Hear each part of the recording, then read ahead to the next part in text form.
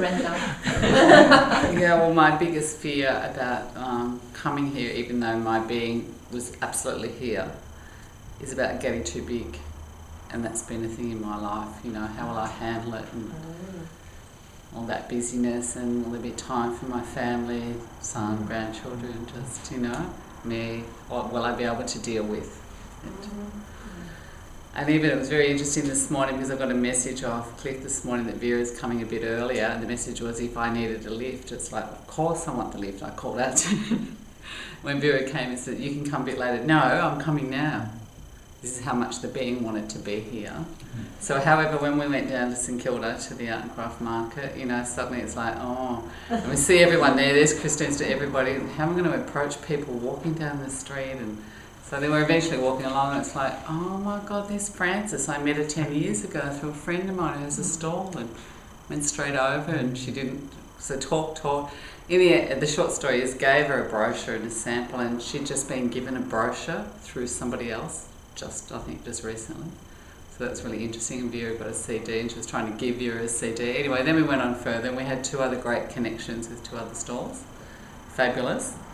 And one girl was minding the stall for her mother, and I got the card, and then she's in Belgrave, she's got yoga class, she's got all of these things, and we went back and she'd be very interested, and it's going to come, you know, daughter will come along to Vera's, and so yeah, that was amazing. So we came away really happy, and I knew I had, and Joseph called me while I was down there. He said on the same time tomorrow, you know, I've got 3 people, maybe 5 I'm bringing. It's like, this is while I was down at the beach. It's like, yeah, same time, same thing, you know. So it's like when he bought the 3 people and a child, and they left today, and he said, you know, same time tomorrow, is it? You know. And the other thing is, I met the couple with the child out at the front. I was waiting for him. I thought I'll be out there, and they came, and then they looked at me and said, is there some kind of seminar on here today? And I said yes. And so who's told you about it? Joseph. Oh, okay, I'm really into it. And this is where it's like, oh my God, what am I going to say? Because the husband's like, he didn't want to be there, you know, and we're going to Como to this food and wine festival, and Joseph said it'd be 20 minutes, she was saying, Donna.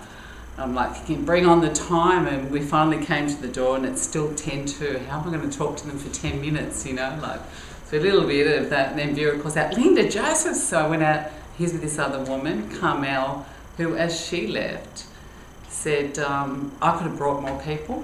Yeah. So I said I've given Joseph the brochure for Tuesday night at the least if they can't come tomorrow to 5:30, and to see Michael, the husband, by the end of your incredible presentation, both of you, and thank you for that, Krista and Michael, to see him, I only found out at the end he's a masseur, and to see him open, I just watched him from sitting behind, so that was incredible.